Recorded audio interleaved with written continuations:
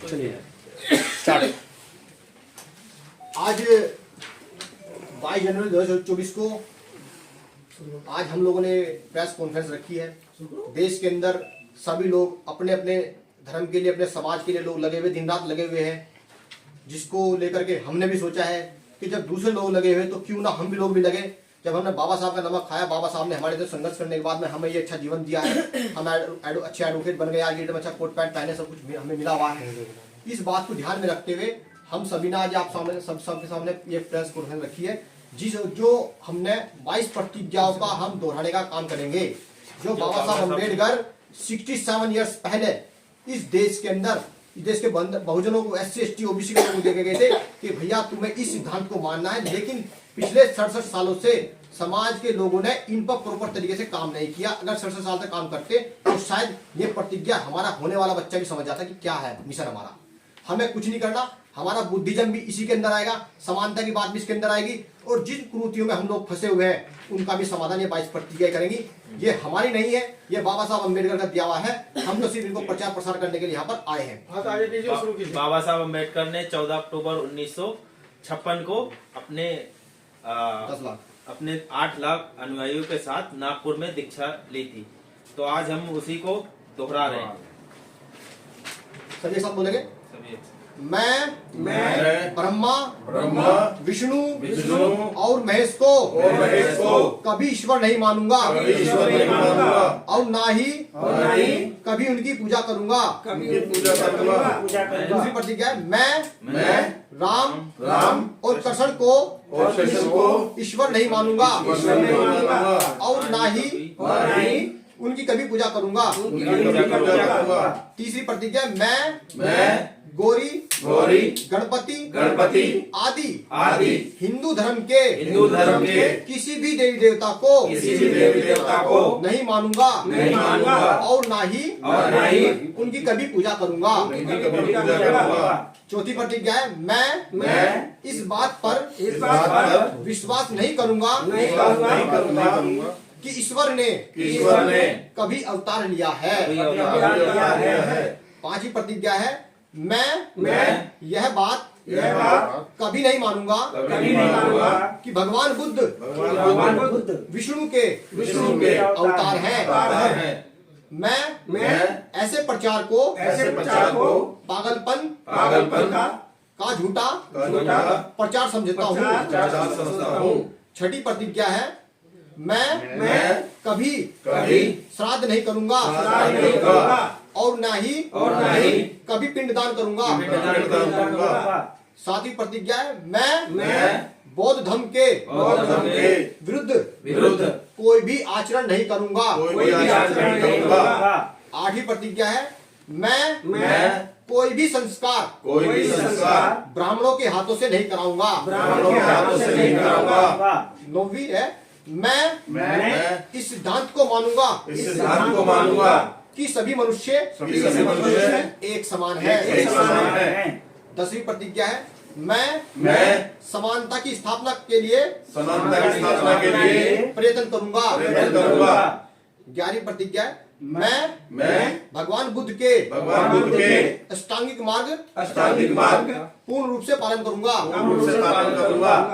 12वीं प्रतिज्ञा है, मैं भगवान बुद्ध द्वारा बताई गई 10 पारमिताओं का पूर्ण पालन करूंगा। 13वीं प्रतिज्ञा है, मैं प्राणी मात्र पर दया रखूंगा और उनका लालन पालन करूंगा। 14वीं प्रतिज्ञा है, मैं कभी चोरी नहीं करूंगा। 15वीं प्रतिज्ञा है, मैं कभी झूठ नहीं बोलूंगा।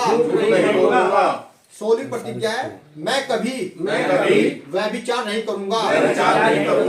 17वीं प्रतिज्ञा है, मैं कभी शराब नहीं पीऊंगा। 18वीं प्रतिज्ञा है, मैं अपने जीवन को बौद्ध धर्म के तीन तत्व यानी ज्ञानशील करुणा के अनुरूप ढालने का प्रयत्न करूंगा।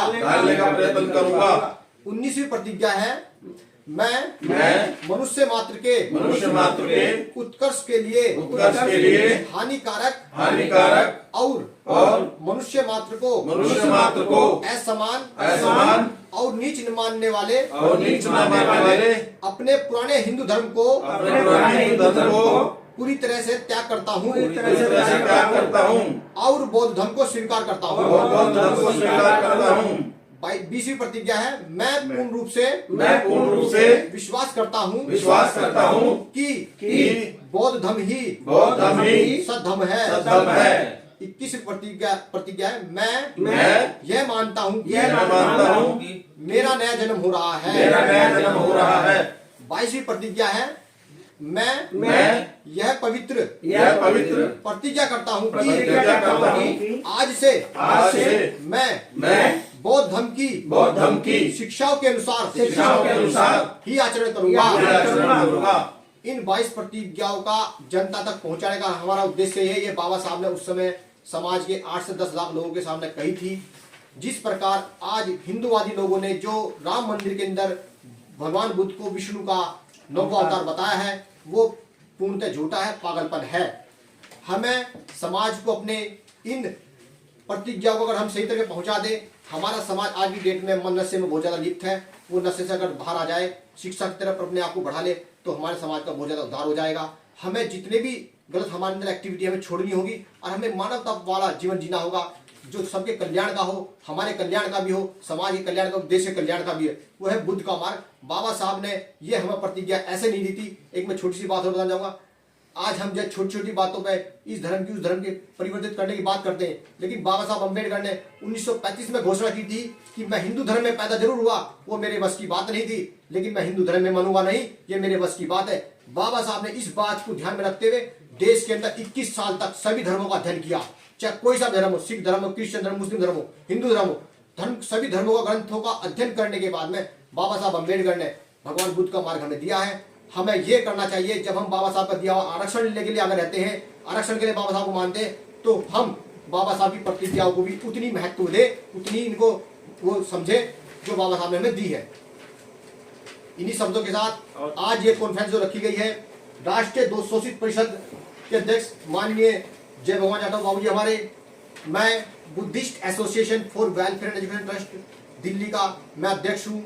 Advocate Shailendra Kumar ji national scheduled caste scheduled tribe foundation के अध्यक्ष हैं। और बाकी हमारे रवि प्रधान जी है जो आए हैं, ये हस्तकला संगठन समिति के प्रधान जी हैं।